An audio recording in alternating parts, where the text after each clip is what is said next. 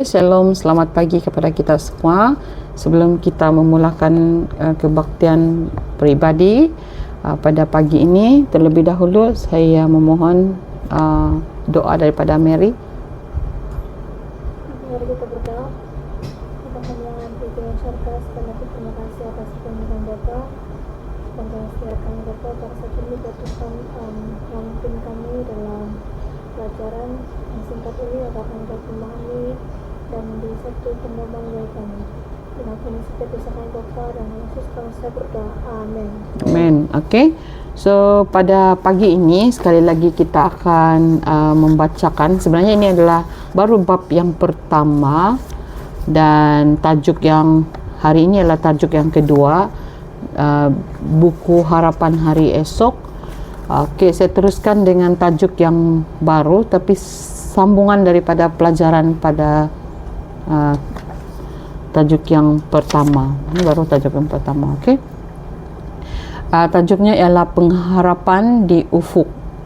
Jadi apa yang dikatakan di sini pada pelajaran yang cerita yang sudah disampaikan pada bab yang pertama di muka surat yang pertama, dan pada hari ini kita akan masuk ke muka surat yang ke-8. Maksudnya itu yang pertama itu muka suratnya ialah 7 dan hari ini kita akan sambung ke muka surat 8. Jadi satu-satu perkara yang berlaku yaitu para saintis, sebab itu masa itu adalah para saintis di Rusia, dia inginkan lebih daripada segala-galanya yaitu harapan, dan Alkitab penuh dengan, sebab karena Alkitab itu penuh dengan harapan. Ini sebenarnya menceritakan tentang seorang yang ini adalah penulisnya ialah Mark Finley. Jadi maksudnya ini adalah yang ditulis oleh ini penulis yaitu si Mark. Jadi dia menceritakan tentang apabila dia berada di satu tempat itu yang di lokasi itu adalah satu perkumpulan di mana ada seramai berapa orang penduduk di situ, ada 225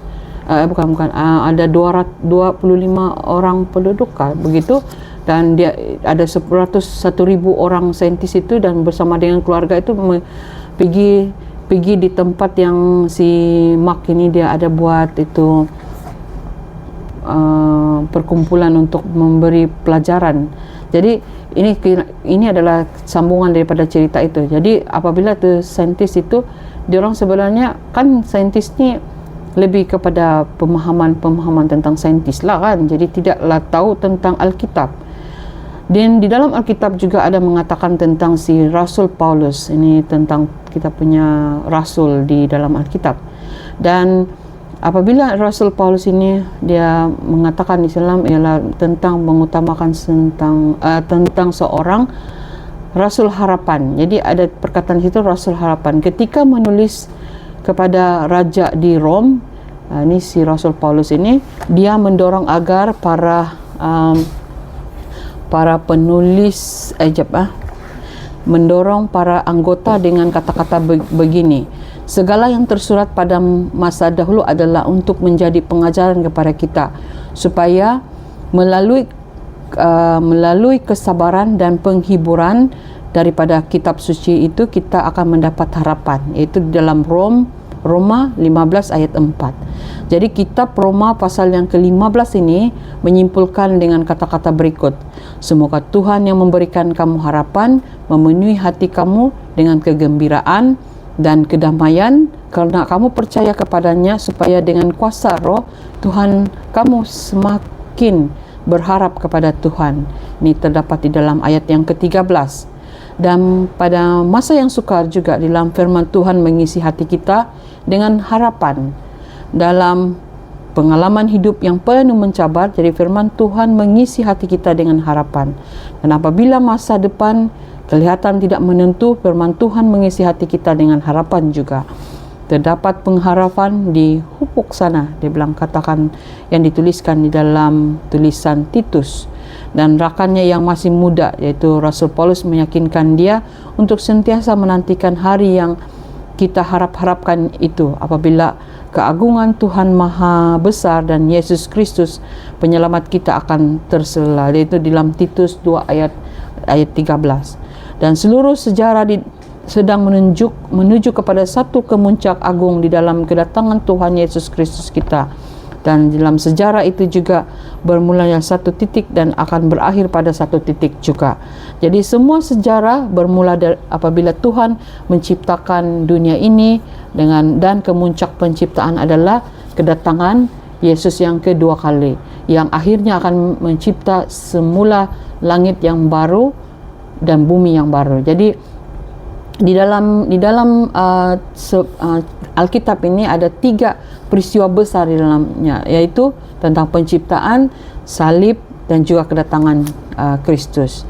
Jadi kedatangan kembali Tuhan kita di dunia yang ini adalah satu yang kita akan rindukan, dan itu adalah satu pengharapan kepada kita.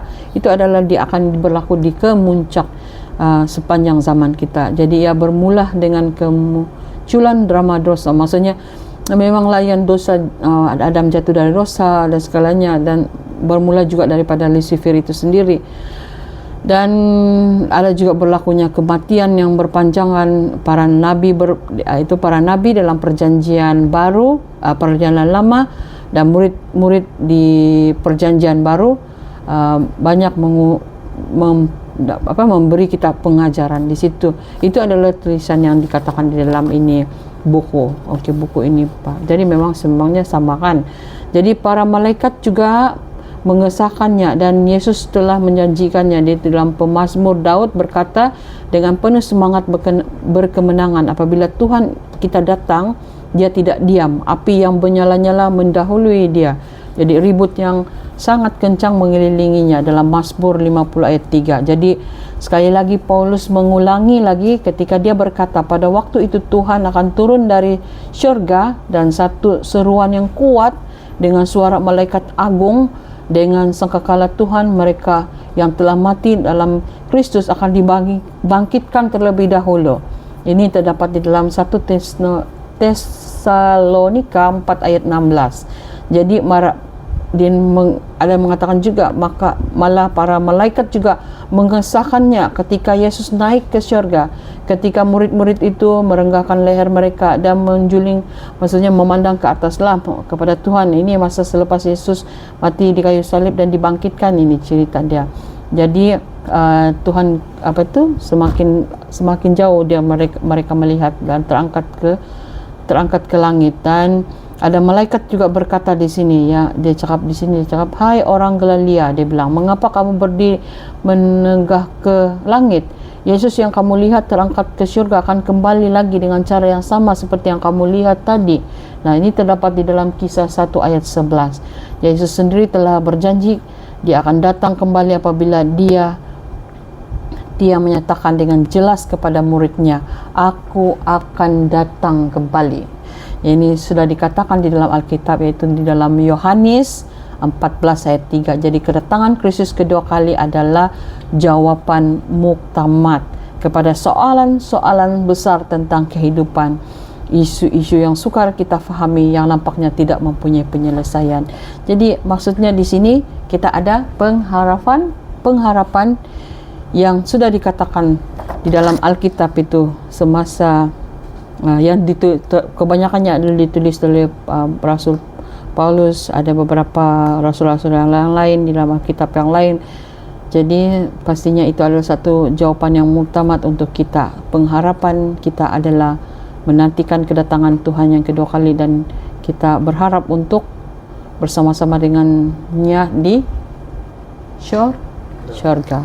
Itu sejak pelajaran kita pada pagi ini. Itu di bab yang maksudnya bab yang pertama, tapi pelajaran yang kedua yang sudah dituliskan oleh Mark finally di muka surat 8 dan 9. Nanti kita akan sambung di pelajaran yang seterusnya. So kita minta Marvel untuk pimpin kita dalam doa.